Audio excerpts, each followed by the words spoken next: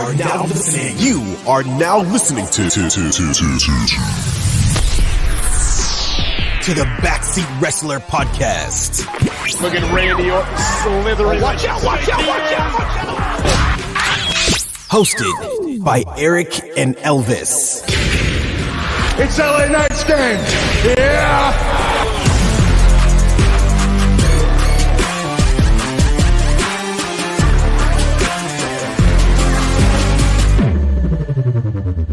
Yeet. This kid didn't even dress up. I feel like a dumbass. Forget Halloween. I got orange pants. That's my damn Halloween. I dressed up for Halloween. I know it's past Halloween, but yeah, that's fine. It's like, yeah, but still, who the hell cares? I wanted to dress up. We didn't have a podcast last week. This kid dressed up for November 3rd. Still. Oh no, November 4th. Yeah, it comes out Monday. Oh yeah. This kid dressed up for November 4th. I had to. I'll dress up for Thanksgiving as a turkey. No. That'd be funny. No. That'd be really funny. Hello, welcome to the number one wrestling podcast in the world, the Backseat Wrestler Podcast. We are back, but never, of course, ready to bring you wrestling news in terms of WWE and AEW, of course. This week we had WWE Crown Jewel. Of course, your host, Eric, is me, and Elvis is over there. Or Jey Uso, if you want to call me that, because that's how I'm dressed up today. If you're watching this on video, as you can see clearly, I am Jey Uso. Yeah. If you watch, you see him. He's clearly a pumpkin. Yeah. Because this dude's wearing orange pants right now. All right. A little bit of Halloween spirit. Yeah, little Halloween spirit. I know it's past Halloween, but I love Halloween, so I had to dress up. And again, we apologize for last week, by the way. I promise you we actually filmed. How many times? We filmed 3 episodes in a row, and none of them worked. Yeah, well, the same episode 3 times in a row, yeah. And each time there was a different issue. Like the first time it was a video, then audio. Second time was audio. Third time was like the uploading. Yeah, third time was like our software that we used wasn't uploading, and it was like a whole like issue of like the actual software. To the point where we have a different software now that we're using. I know this is just blabber that you guys don't really want to hear, but they don't really care about all it was so freaking annoying. It's like, trust me, like I was like, I quit. We're not doing this week. Yeah.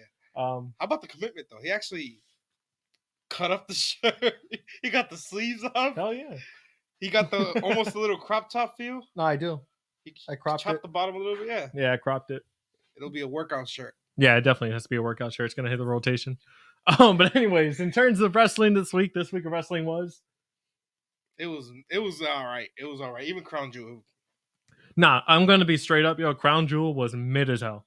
It was very predictable. It was trash. I thought it was trash. Yeah. The only good match I thought was probably those 2 good matches. I think the Seth Rollins Bronson was pretty good. It was okay. It was pretty good. It was all right. Anyways, top stories before we get into Crown Jewel. We got like WWE releases another round. It was just 3 this time. Yeah, well, it was Indy Hartwell, Tegan Knox, and Baron Corbin. Yeah, Corbin. That's he's been there 12 years. Dude's a beast. Like, he's actually really good, and it seems like he was just getting better with age. Yo, and it's crazy because they just sent like Corbin. It was like Corbin and O'Malley from the UFC, and then somebody else to like represent WWE at the Cardinals game like 2 weeks ago, and they were like bringing the title there and everything. So he did all that. Got released 2 weeks later. Corbin will be fine. He's gonna find somewhere. Same thing with Indy and Tegan. Tegan's a great wrestler, and Indy's great. So I think they'll be fine. Also, I don't know if it was true. I saw a tweet and it said, "Wait, what?" From Tegan. No, that was fake. Okay, that was a fake account. There's no way they did not let her know. Yeah, no, that was a fake account. That would have been crazy. Terrible. But no. Also, there's apparently rumors more potential releases coming in the next round. Yeah, but like the next round's to have a couple big names. One of them, including, it's not like just a rumor. Shinsuke Nakamura. Shinsuke is a rumor? That's crazy. About being in the next round of WWE releases. Well, we haven't seen him for a while. So yeah. I mean, like, I wouldn't be surprised. Also, because, they're kind of back on the schedule. Not too many live shows like they used to. They got to get rid of contracts. It's great for the wrestlers. So they're getting rid of contracts. They got to find when it makes some money. Yeet. Anyways, I'm just gonna be saying that randomly throughout the whole podcast. But anyways, other than that, I don't really think there's any other top stories, honestly. I guess we can just get straight into freaking Crown Jewel, because Crown Jewel was actually trash. I thought it was trash. I'm gonna be honest. I did not like Crown Jewel at all. Like there was some decent moments, but honestly it was just predictable as hell and kind of boring. I walked out during the last match. I'm not even gonna lie. It was that boring? I watched the last match was good. The match was alright. It was just like the last match was good. I don't know. I was just It wasn't even the last match itself. I was in disgust with the whole pay-per-view. I'm like, you know what? I've been watching this for a couple hours. Yeah. I left and came back like 5 minutes. Like, Yeah. Let me just finish. All right, let's just get into it. Of course, the show did open up with the Bloodline Civil War. Of course, OG Bloodline, Roman Reigns, Jimmy Uso, Jey Uso, yeet, versus Bloodline 2.0 or Timu Bloodline, whatever the hell you want to call them. Obviously, Solo Sikoa, Jacob Fatu, and Tama Tonga. And then, of course, Tonga Loa was at ringside because he can't wrestle. Sorry. All right. Sorry. I thought this match, personally, for me, it was mid as hell. But I feel like they kind of did it they did that so that way they can hold back, so that way when they have like the War Games match, they'll actually put everything into it. Yeah, that'll actually be some Bloodline Civil War. This was I mean, it did a good job of like telling the story of like, oh, Jay fully not trusting Roman yet. Jay, they didn't click all night. Like Jay even refused to tag him. Yeah, they didn't come out together. Jay came out by himself. He didn't want to tag Roman. He tagged in his brother. Roman's like, what the hell? Yeah. Eventually, he did tag in Roman, but it was too late. It was like one of those. What are they called? Like the hot tags. Hot tag. It was a hot tag. Yeah, he had to basically because Jimmy was out. But yeah, I had like the moments where like you can tell like they're not really like cohesive yet. They're not like a unit at this point. Of course, that makes perfect sense because they literally just got back together. What, on SmackDown? Yeah, on Raw. Also on SmackDown. Sorry. All right, now let's get to the actual match. Like the ending, it felt like he beat Roman kind of easy. I know he had help, but he spiked him. Nah, pinned him clean. So this is the crazy thing about the ending. I looked down on my phone to write a note or two, and I looked up, and the match was over. And I was like, "What the just happened?" Like it literally came out of nowhere, and it was abrupt, and I didn't like it. Like the way that they made Roman look weak. Pretty fast. I mean, I like it's the fact. good in both sides. You make Solo look strong, which you want to do to build up his character, but then the tribal chief Roman. You made him lose to a spike. By a Samoan spike when Cody kicked out of 150 Samoan spikes and spears. No, for real though. I don't know. It makes no sense to me. Like the ending makes sense. I'm happy Solo won because it gives credibility to Solo and their bloodline. Yeah, but I don't mind the who won. Yeah, but the way it happened, I didn't like. Yeah. I felt like the ending could have been a lot better. Like maybe everybody hits their finisher on Roman, or maybe don't even pin Roman, pin Jay. Because Jay was the guy who was like refusing to tag in Roman. He seems like he's the one that's still harboring those. You're not gonna stop Jay's hype. Still, they probably would have did Jimmy. Roman's hype. Come on now. They probably would have just did Jimmy. Yeah, but Jimmy would have been predictable. That's true. Well, I think the whole night was predictable. The whole night was really Crown predictable. Jewel is literally predictable. Always. Yeah, it's always predictable. You're right. Always. I can predict every match, every outcome. Anyways, they win. They continue, and then after that, they start attacking everybody in the ring. Yeah, they want to throw Roman through a table.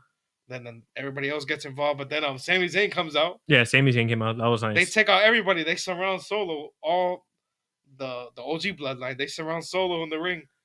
That was funny. Roman and Sami Zayn go. I guess Roman goes for a spear. No. So Roman went for a Superman punch. Oh yeah. And Sami went for the hula kick, but Solo moved. Yeah, he rolled out the way, and he kicked the hell out of Roman. Yeah, Sami kicked the hell out of Roman. Accidentally, but at the same time, he didn't apologize for it. No. He got up. And then Jimmy's yelling in his face, and Jay's trying to separate him. But Jay also didn't really check on Roman either, because they're still not. Yeah. And then Sami's his boy. So obviously that's going to happen on SmackDown. We're definitely going to see the aftermath of that. I guarantee Sami's going to join the OG Bloodline, which is I'm super freaking happy about. The ending, I think, made it like good. Because like if that didn't happen, I would have been like, this was the dumbest freaking thing they did. Like I understand, like the loss, as I'm saying, Solo winning is not the problem. I'm happy he won. I thought that was the right decision. My problem is the way it happened and the way they made Roman look weak. You got to make Roman look strong. You're gonna need like 5 chair shots, something illegal, very illegal to happen. Not just us. I mean, they did hit him a couple, but it was a Samoan spike and a pin. Yeah, I don't know. But anyways, I'm happy that Sami's back in the freaking in the mix. It gives it gives a lot of like hype to that Samoan spike, like I guess so. Except when it's Cody Rhodes. Yeah, except when it's Cody Rhodes. Cody Rhodes kicks out everything. Super Cody. But anyways, so I'm really happy for the aftermath of that. SmackDown's gonna be fire. We're definitely gonna see Sami Zayn, of course, trying to get involved in the Bloodline storyline again, and then obviously the next couple of weeks is gonna be them trying to amend all like the wrongdoings that Roman did to everybody, and then Yeah. obviously once War Games happens, they're probably going to beat the crap out of them. Looking forward to that.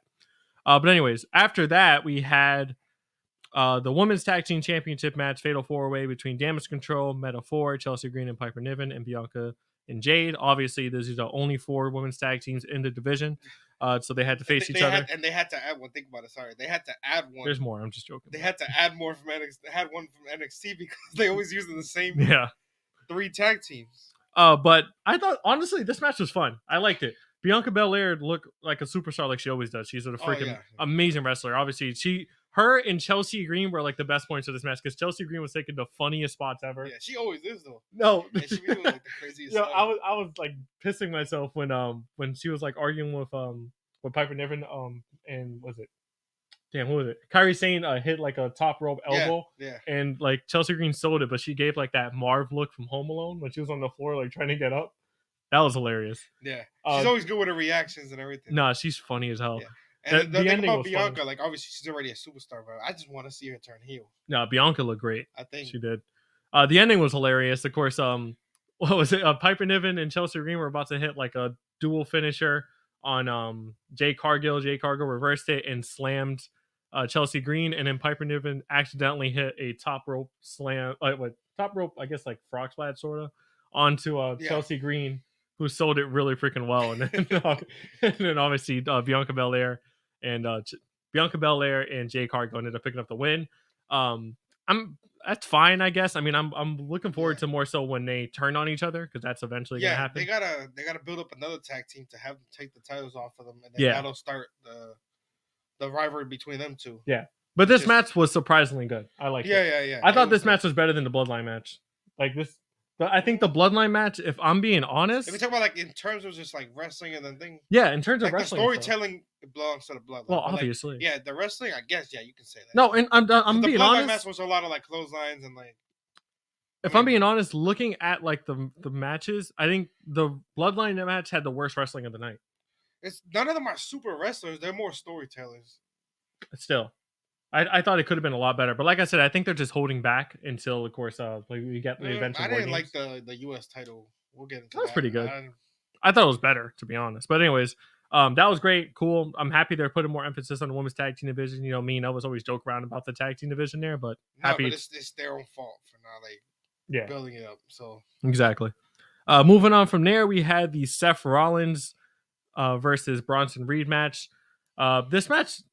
It was good. It was all right. I mean, like I thought it ended kind of quickly. And it was exactly what I was expecting. Before they're coming out, they already started fighting. Like I kind of hope Bronson Reed won. That's the only thing. Yeah. I wish Bronson Reed. Yeah, because like Bronson Reed won a loss, obviously. But he got but it still made the way he lost was good. That's you seen the ending. It made him look strong. Yeah, they still made him look strong. He had a real freaking cut over his eye. Yeah, he was bleeding. I don't. Did that come earlier in the match or a curve stop? I think it's happened at the end. I think it happened with the curve stop. Yeah, maybe the one on the steel steps. Yeah. So the match ended with Seth Rollins hitting 3 curve stomps, the last one being a top rope curve stomp. Yeah. But then like right after he got pinned, Bronson Reed got stood up. He was up. Bronson Reed like as soon as Rollins rolls out the ring, looks back, Bronson Reed stood up staring at him and he's talking like this ain't over. Where I'm right here, I'm still up. And then you can see Seth Rollins say like what are you made of? Yeah. So Seth Rollins was like, what the hell is wrong with you, man? Like he literally said that I was dying. Yeah. So like, I don't know if they're gonna continue that or that rivalry's not over. It's gonna build up on Bronson Reed. That rivalry's not over. It shouldn't be. And if they do continue it, Bronson Reed needs a win. He needs a win. You can't just have him lose back to back. But yeah, I thought it was great. It was a decent match. It wasn't anything crazy. But no, you gotta build up. Bronson Reed is definitely looking like a main event. No, he is. Even with the loss, he looked great. I just thought it would have been better if Bronson Reed actually won. But whatever, to each their own. After that, we had the Women's Crown Jewel Championship match between Liv Morgan and Nia Jax. This match was full of distractions, but it was a pretty entertaining match. Yeah. Tiffy tried to cash in like 5 times. Yeah, Tiffy tried to cash in like 5 times, and Nia Jax was not having it. Nia Jax and it was Raquel didn't let it happen a couple times either. She eventually got out of it when it was Liv Morgan and Raquel Gonzalez arguing with Tiffy at ringside, and Tiffy was like, "No, like I wasn't gonna cash in at all." And Nia Jax comes from behind and like hits both of them, and they bump into Tiffany, trying to take her out. On SmackDown, Tiffy, like when they were both arguing about like when Liv Morgan and Nia were arguing on the mic. Yeah. She grabbed the mic and said, I'm gonna cash in on both of you. Yo, she was going crazy. She was talking reckless. I thought she was gonna cash in too, because she was actually dressed up like she was here to wrestle. Yeah. So I thought she was actually gonna cash in, but she didn't. Okay, that's fine, whatever. But the match was pretty fun. It ended with a distraction from Dom and Raquel kicking Nia Jax off of the top rope. And then, of course, Liv Morgan hitting her finisher for the win. So Liv Morgan won. She's the first ever Women's Crown Jewel champion. They got a ring, though. They didn't even get to get the title. They take photos of the title. I seen the video. Yeah. She kissed the title. Triple H takes it, puts it on display at WWE Experience. It stays over there. They need a WWE Experience in the States. Do they don't have one? They don't have one. They got they always bring one. Put one in Connecticut. They always do it like at WrestleMania, but it's not like an actual place. They need to have it. No. Connecticut, yeah. No, put it in Connecticut. That's your headquarters. We're close to. It's like an hour and a half away. There's nothing to do in Connecticut. So just put that. Connecticut. This kid's just roasting Connecticut out of nowhere. Yo, Connecticut sucks. Connecticut's whack. Connecticut is literally just a highway to get to New York or New Jersey. It's just roasting Connecticut. I hate Connecticut. I'm sorry. WWE headquarters over there. Anyways, moving on. There is really done. Yeah, it was a good match. So Liv Morgan picked the win. I thought that was the right choice, especially the way it happens. Yeah, she gets like a Super Bowl type ring. Yeah. From there, we had the Randy Orton versus Kevin Owens match, but it didn't really happen. It didn't really happen. It was just like a brawl that basically went at ringside and went through everybody, and then it just ended up being a no contest. They both ended up getting laid out through a table though, so that was great. That means that rivalry is still they basically just continue. Fought. It wasn't even a match. Exactly. They just whooped each other. The big thing about this though is on SmackDown when Randy Orton was talking with Cody and Cody was getting ready, Randy Orton kept staring at the title that was hanging on the locker room. So obviously that turn is coming. They keep teasing it. I've been freaking waiting forever. I want bald Randy Orton punt kicking the hell out of Cody Rhodes, and when the hell they're gonna give us that? Because please. That's my rant. But I'm happy that this rivalry is still going because it gives something for both of them to do in the meantime. I just want Randy's heel turn really freaking bad. I wonder how this is going to end. Do you think Kevin Owens is eventually going to show Randy that he's right?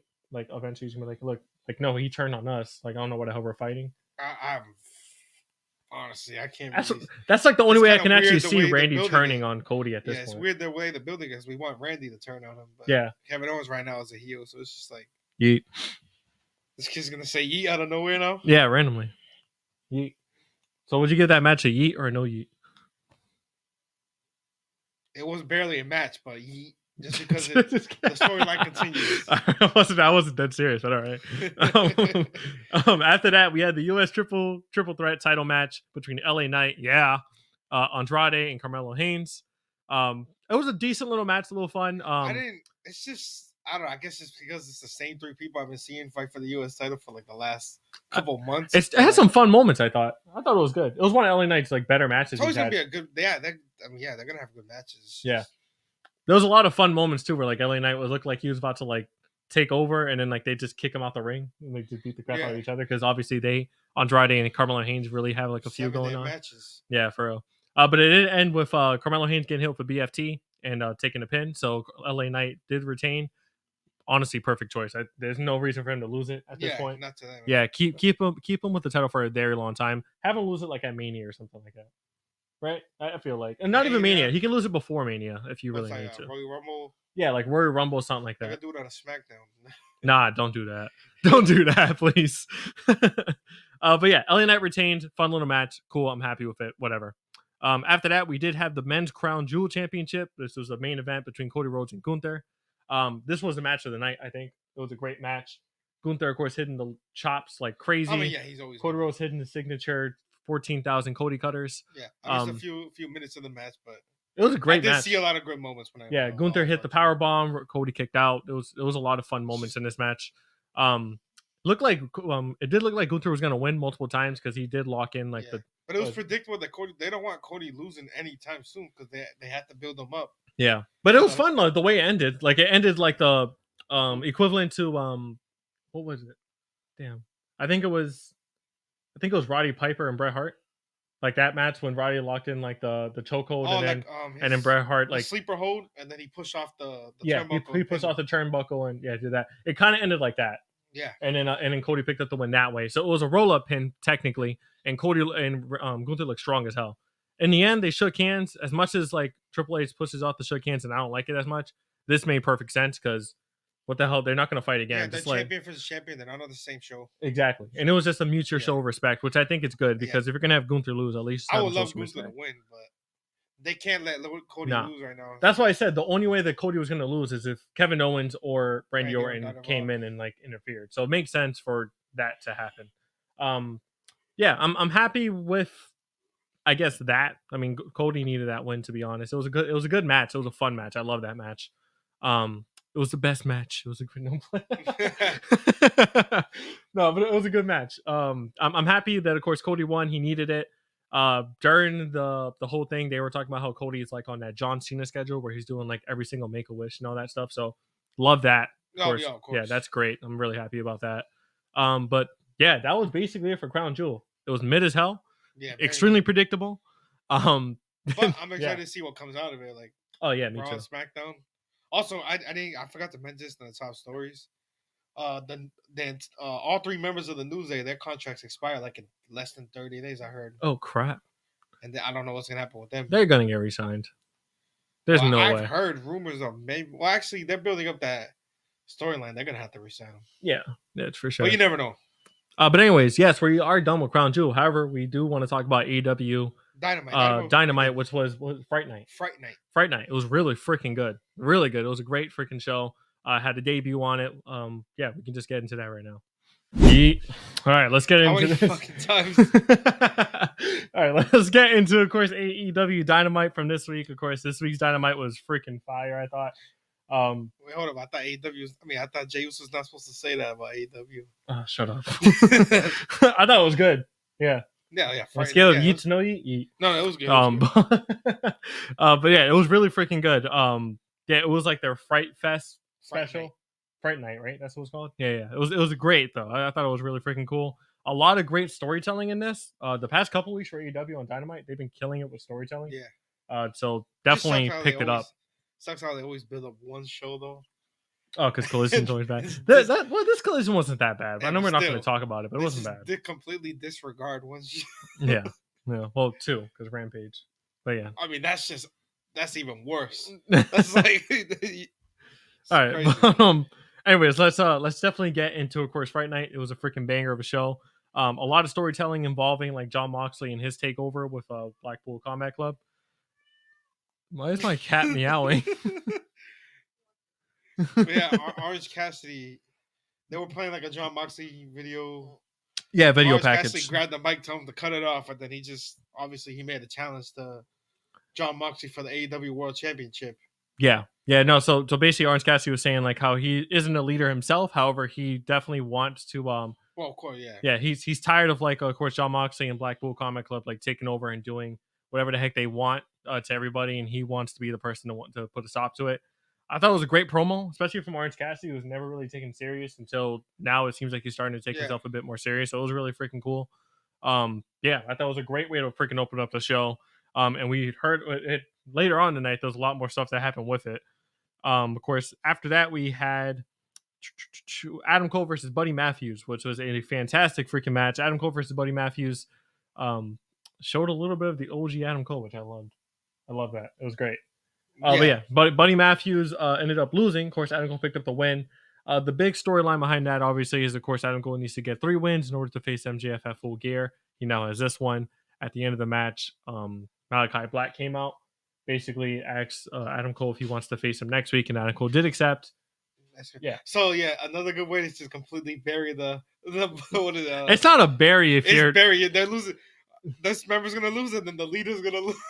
It's just burying them again. Yeah, it is burying them. Buddy Matthews and Malachi Black. House of Black is supposed to face FTR in that tag team tournament too. So if they lose that, that's kind of crazy. Which they probably are. Yeah, they probably are. If they'll let you bet, I'll just bet every time they're gonna lose. Just kidding.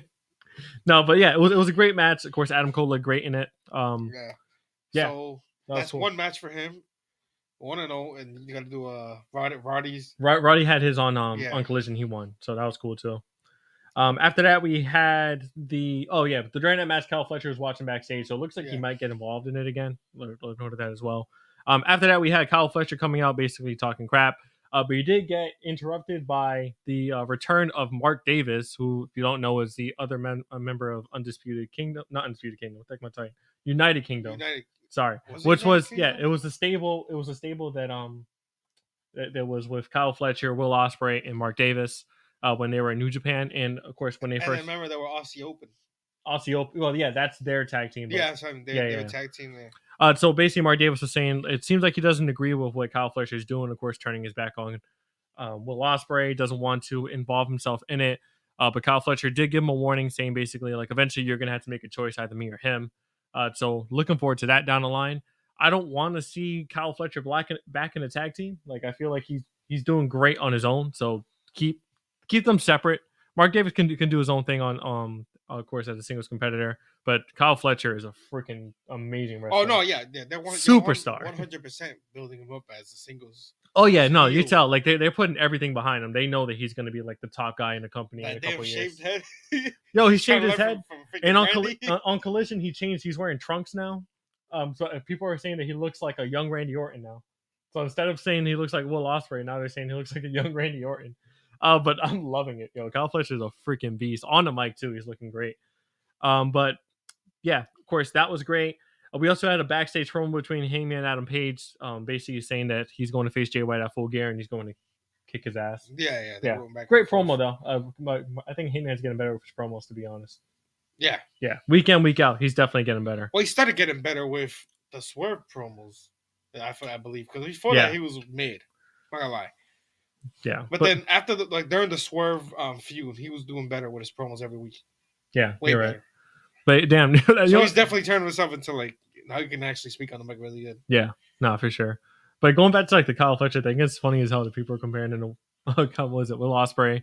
Shaves his head, gets trunks, and now people are like, "Oh, Randy Orton." He's gonna be it. He can't just be Kyle Fletcher. He can't just be Kyle Fletcher. He was a freaking beast too. But that's 100% a compliment, though. No, both of them are amazing compliments. Both of those are like amazing compliments. And obviously, he's taking that as compliments. This is more so for the storyline. You know what I mean? Yeah. He's still. How old is he? He's like what, 25, 26? It's like my age. Probably. Yeah, probably. Yeah. Damn. Yeah. Good shit, Kyle Fletcher. Anyways, moving on from that, we also had. Oh, it was a little promo with Jon Moxley where basically they were beating the crap out of who was it? Oh, Chuck Taylor. Yeah, they brought out Chuck Taylor. That's what it was. Yeah. Yeah, so like they brought out Chuck Taylor to the front and they were about to, of course, smash his neck in. And was it Orange Cassidy and a bunch of other people came out for the save. Dark Order came out for the save. And basically got them to go away. Of course, everybody's still fighting in regards to trying to figure out who the hell is in charge of this freaking thing with Jon Moxley. The whole like locker room has been waiting backstage for them. The whole like parking lot when they were waiting was freaking great. Yeah, they keep doing that every week. Yeah, it's great. They can't. But it's kind of crazy that they were waiting in the parking lot for like Jon Moxley and them, and they were already inside the building, and that's how they got to Chuck Taylor. Yeah, people are saying the Young Bucks because after that it was funny because we had a little thing backstage where I think it was what was it? It was Daniel Garcia talking to Jack Perry. They open a door and they see Yeah, he like smashed Jack Perry to the wall and said, "I can't wait to like kick your ass" or whatever. Yeah. But then like when they opened the door, they had the Young Bucks like they were shredding paper and like packing up their luggage and stuff dumb fast. And they're like, "We gotta go." So people are like, so people are thinking that like, oh, maybe they're the ones that are like funding the whole Jon Moxley takeover because remember the whole thing with the they getting rid of the paperwork for like the contracts and shit. Exactly. Because the whole thing with the Elite was, remember, they're the takeover. Like they said we're taking over AEW. They injured Tony Khan. Oh, that's true. We haven't seen Tony Khan since, and now Tony Khan is on, not really on TV anymore. And the Young Bucks basically took over. His reaction is terrible. Yeah, his character work is bad. But but ever since then, like they've been running the show until, of course, this Jon Moxley thing took over. So some people are thinking like, oh, are they funding Jon Moxley? Yeah. Are they like helping him out? Are they like actually the ones letting all that stuff happen? All the wrestlers fighting against that, they need like a leader. I know Orange Cassidy's trying to be, but it's just I'm talking about like a leader as in like a higher up. So they need somebody. Yeah. I guess Tony Khan come back probably. I don't know. Yeah. But of course before that there was there was a match between the Young Bucks and of course Private Party. Young Bucks came out during the brawl between between Blackpool Combat Club and the rest of the AEW Yeah. locker room, and I thought it was funny as hell. But yeah, they came out and they had their match against Private Party. Of course, this was if Private Party loses, they can no longer be a tag team. So there was a lot of stake here. Banger of a match. Yeah, obviously you had Okada come he had like a pile driver. Yeah, one of them, and it was great. It was a great freaking match. But Private Party ended up picking up the win. I thought it was a great freaking way to showcase them. They finally freaking won a title after how many years? Yeah, they're AEW originals, OG. So freaking happy that they ended up winning. They're now the tag team champions. And Tony Khan already announced a little tournament to decide who's going to, of course, face them next. It wasn't really Tony Khan that announced it, though. It was Private Party that announced it. But that's why I feel like it was still pretty cool. That's another reason why I feel like the Young Bucks are involved with the other storyline, because they took the titles off the Young Bucks. They don't got to worry about the titles now. Now they just focus on working with John Moxley. They're gonna that's gonna be revealed pretty soon. But yeah, no, they're already hinting. The Young Bucks left. They left the building afterwards. Like that's when they did like the whole like shredding paperwork and all that stuff, and they left. There is reports that says that the Young Bucks are going to be gone from AEW TV for a little while. So it makes perfect sense. I'm happy that the way that they did it. I'm telling you, like the whole storyline building between like this whole like Blackpool Comic Club, John Moxley takeover is so freaking fire. I'm so happy they're actually like building it up. Like AEW Dynamite has been amazing to watch for the past couple weeks. I've been loving it. But yeah, Private Party are the new tag team champions. Thought it was great. Super happy for them. I'm a big fan of freaking Isaiah Cassidy and Quinn. So yeah, happy for that. Should have happened at Wrestle Dream, but whatever. Yeah, should have. Yeah, but it should have happened at Wrestle Dream. But yeah, I'm still happy it happened. It was a great match. After that, we had a little Learning Tree promo, which I don't freaking care about. Nobody cares about. Yeah, it was. I don't care. It's just I don't care.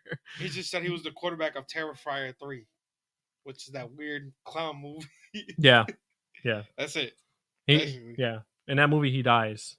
Yeah. There was somebody last week that had or was it this week? I forgot. It was either this week or last week where they held up a sign that said I cheered when Chris Jericho died in Terrifier 3 on Dynamite. I thought that was hilarious. After that we had Chris Statlander versus Camille. Chris Statlander ended up picking up the win.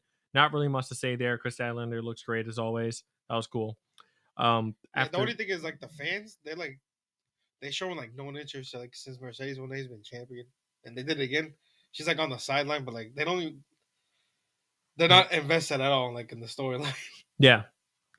Of course, after that we had of course backstage with the Young Bucks leaving. That was funny. They left, but they left Brandon Cutler, and Brandon Cutler actually ended up getting beat up by John Moxley, and they broke his hand. They left his ass, and he got his ass whooped. So that's the point to people are proving like, oh, like maybe they're not working with them, because obviously they took out their man's Brandon Cutler. Yeah, but it also is like I don't know, like maybe they did that on purpose. I don't freaking know. I guess we're gonna have to wait. I'm really excited for when the Young Bucks come back, and then we can actually get some more freaking explanation for this, or maybe Shane McMahon actually is freaking involved. Who knows? At this point, I don't think so though. I feel like they would have been showing him now. Who? Shane McMahon. Nah, yeah. Those rumors have died down too. We haven't heard much since. I feel like it would have been. I think it was maybe they were overblown. Maybe it was just photos, and they had a little talk. So. Yeah. Other than that, you haven't seen any rumors or anything about that. Yeah, so I guess it's probably not going to happen again. Unfortunately. Doesn't matter though, to be honest. I guess it doesn't matter. Yeah, they don't need them, but it would have been cool. It would have been freaking cool. Of course, after that, we had the main event of the Fright Night, which was Swerve Strickland versus Shelton Benjamin. Of course, Shelton Benjamin new to the freaking roster with MVP. They're now the Hurt Syndicate. Great, love it.